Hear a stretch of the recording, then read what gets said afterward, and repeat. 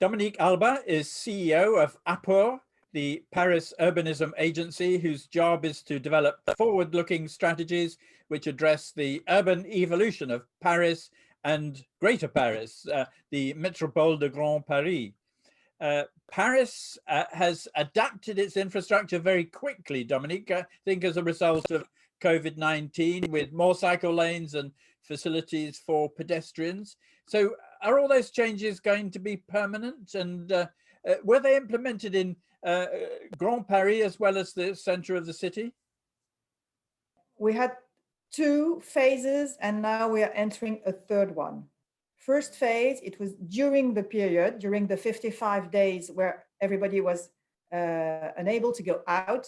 And we provided the city information with the side of the sidewalk so that the city could decide to take away the cars and give the place to the pedestrians so that the people could walk and enter shops with the social distance, security distance. This was the first step. In that step also, they decided to have very wide lanes for bicycles. But this was already decided before by Anne Hidalgo. As you know, during this period, we were between two steps for new elections. We had the first turn and we were waiting for the second phase. But Anne Hidalgo already that she wanted cycle lanes and everybody wanted cycle lanes. So everybody organized the space to give more place to the bicycles. And what we had also, we had a very nice weather during that period. The weather was hot and shiny. So it's easier when you start with bicycle where you're not professional like Peter. So this was the second step, and we call this Corona Piste. We call it Corona Lanes, and it was very funny because they choose the yellow color. That's the color for when you're changing the organization of public space. And all those were made, including Great Paris and Paris. For example, one of the very interesting one was the one that goes to La Défense. You have now quite 6,000 people each day cycling on the pont, on the bridge that goes from Avenue de Neuilly to La Défense. So this was the second step. And now we are in the third step. Some people want to keep those lines and others want to put them out, saying there's too much traffic jam. So this discussion is happening. So this is concrete because the lines are existing. The lanes are on the public space. On the other hand, you have two sort of schemas. One is called Vélopolitain, and the other one is called RER Vélo. RER, as you know, is our main train lines going to the great suburbs. So RER Vélo was designed by people going on with bicycles, and they decided and they proposed the politics to design the RER Vélo. And La Région Île-de-France decided to promote this program. So a part of those RER Vélo are in Paris and a part is outside Paris. And in the center, in the inner city, not Paris, but Great Paris, they try to propose the RER Vélo and to add some more local lanes, permitting people to connect centers of the town, railway stations, etc., etc. So all this is now bumping. In Paris, we're sure that we're going to keep them because it's really a political decision. Outside Paris, it's not all decided like that. But what we can be sure on is that now everybody is really acting with bicycles and everybody is now working to add some services. So what we have that's very important is the electric bicycle starting jumping. And with, as you know, you can buy your bicycles, but you can also rent your bicycle. You can also have public aid to rent and to buy, it depends. So this is something. And other thing is the services for bicycles. So where you can park your bicycle so that it's not stolen on night, and also where can you repair. And in this period where everything is closed, the bicycle shops are open. So this is something very particular. So it's really helping to switch onto cycle lanes and bicycle transport everybody hoping that it goes up to, I don't know, 10, 20% of mobility. So just to be clear, the area velo, that's a cycle lane which could connect to the suburbs, or it's active travel connecting up with the existing public transport system? No, it's lane, but it's on the same direction than the RER, the train, right? The public transport. It says to the people that are used to take RER and to go there, just to have this on bicycle. And it was proposed by people. In London, we had the cycle superhighways, which were commuting lanes, but they've become quite unpopular because they encourage, might say, lycra cyclists. So the mayor now calls them just cycleways rather than cycle superhighways.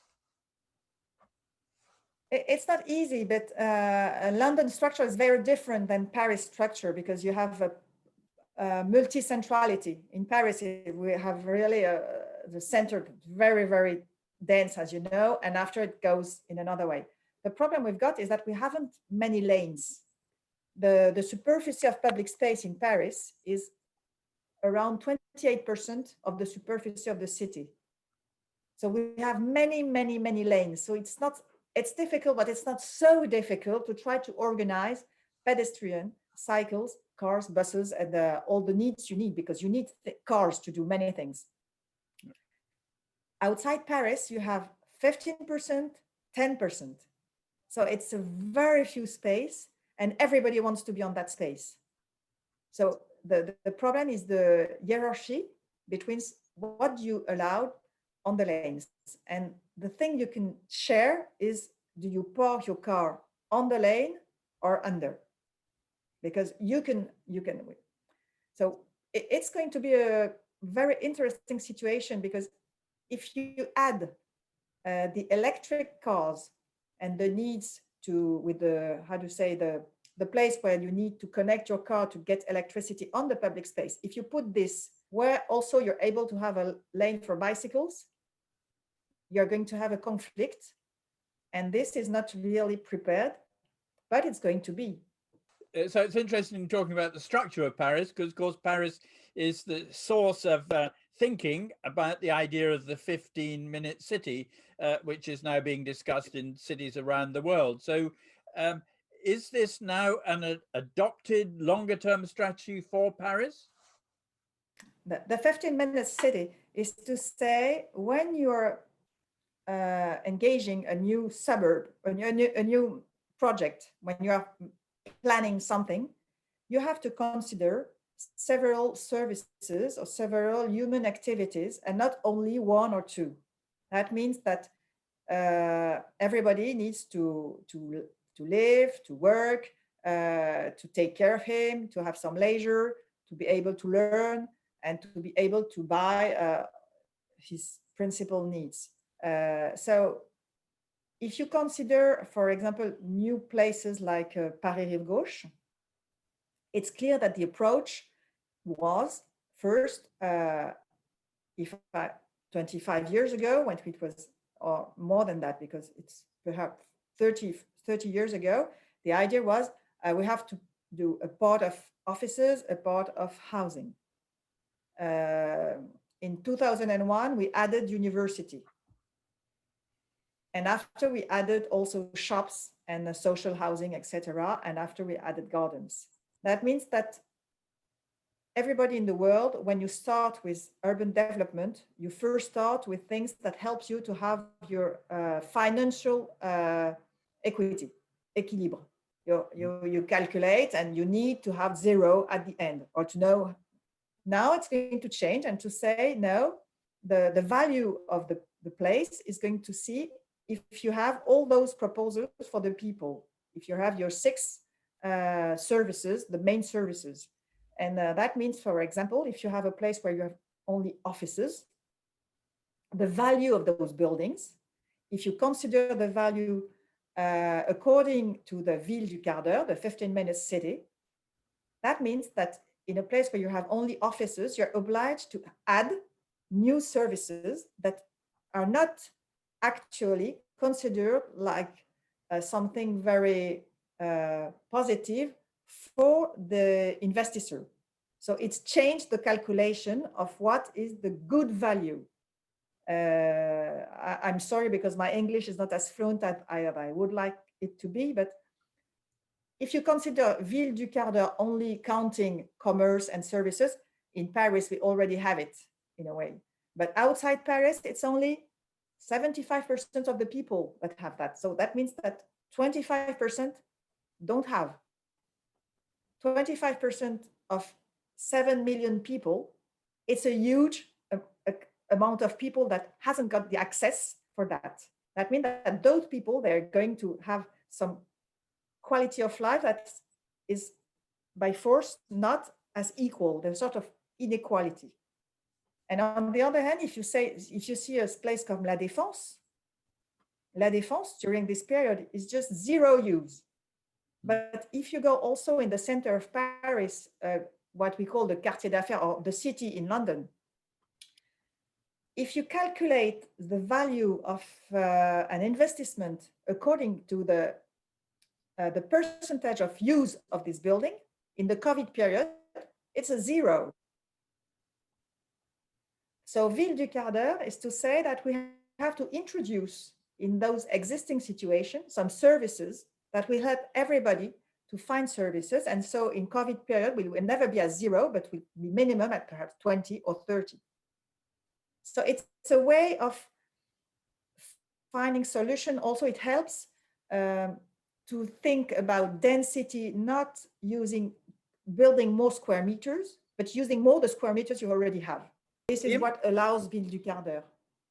So one of the impact of that, if you provide all these services within local areas, is reduction in commuting and move into the center. Is there a danger that the central areas of cities then become vacant and we create what the American cities used to call donuts? This is a risk today. It's a real risk. And if you look at the long story of the cities, the center of the cities were poor. Now they're rich, but it can change. So we have to be very careful and to look at what's happening and try to offer alternatives, correct alternatives to all sorts of cities organization. We are not going to destroy La Cité in London or La Défense in Paris. That's evident. But we can think that if we have more and more period with those problems of coming to the office or not coming to the office, etc., we have perhaps to share our spaces, and the investors, they have to think about what does it mean for me if my building isn't used. Already, offices are used only 30% of time. That's already very, very low. And if you speak about sustainability, it's a very bad percentage. And if you add disease, and if you had working at home, it's really not possible to continue to say that those buildings have a very high value in a system where you find in a sustainable city. It's not just, you have just to switch the way you count. It's not going to be tomorrow. Perhaps people are going now to think different, and perhaps they can share with the public actors a part of their building, just to have some services, some equipment, perhaps some housing, because we need that. We don't need really offices. We just need ranking offices. That's different. We need offices of higher quality, not more square meters, more quality. That's different. But we need more flats. That's true, because the families are changing, and our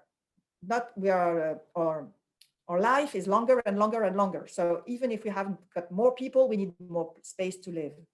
So I think now we have to think about how do we mute things in other things. And I think the entrance of 15-minute city speaks about that.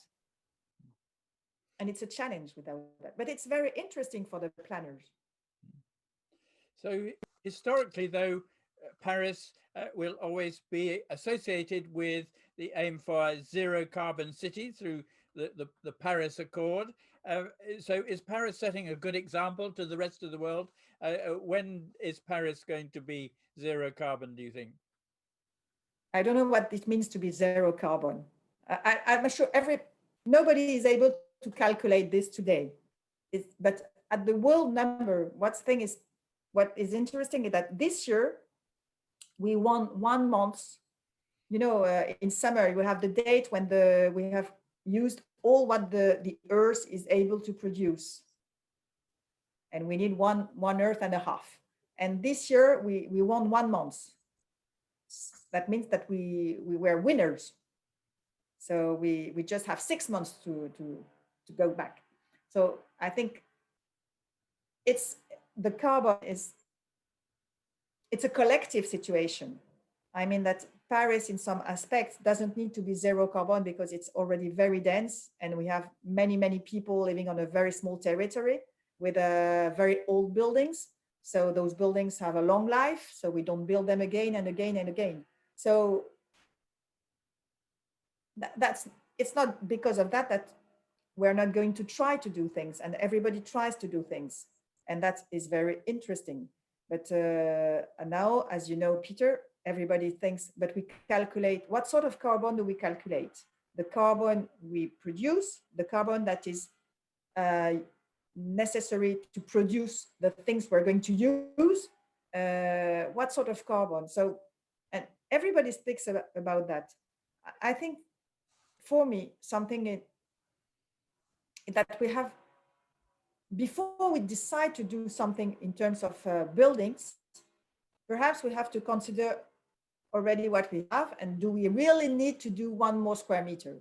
This is very difficult because cities and building, it's a money system, you know. So we need, builders give money to the cities, and the cities needs new buildings. So in fact, in a city like Paris, we have so many square meters. Do we really need all time to build new ones? Sure, a part of it, sure, but quite tiny. I think it's the same in London. You have a speculation on big, tall buildings, you know it. Some of them are empty.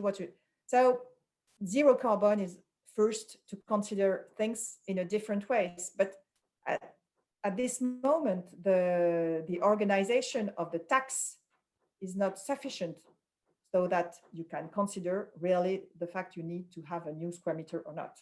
It depends. I'm not very clear, but Paris wants to be zero carbon in 2050, like London, no? Yeah, the same. Perhaps we can share that. You know, you know, when you look at the world size, Paris, London, Amsterdam, it's the conurbation that has some sense. If you look, for example, Shenzhen and all this triangle in China, of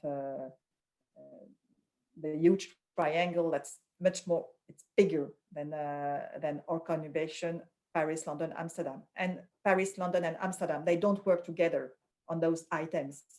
Perhaps one day, if we really want to find very good strategies, we will need to work a little bit more together at this sort of urban scale, so that we can compare with, or to challenge other big cities, especially in Asia and China and Latin America. But you know that, as I know it, we started, I remember, to work Paris, London, but now with the Brexit, it's going to be more difficult. But we can try. Yes, I think we should keep trying. I think certainly at NLA we want to discuss these issues with other cities, so we must set up a wider discussion between maybe the 3 cities. We'll organize something in the future. So Dominique, thank you very much for all your thoughts. It's always a pleasure to speak to you about these things, and I look forward to seeing you in London soon. Thank you, Peter.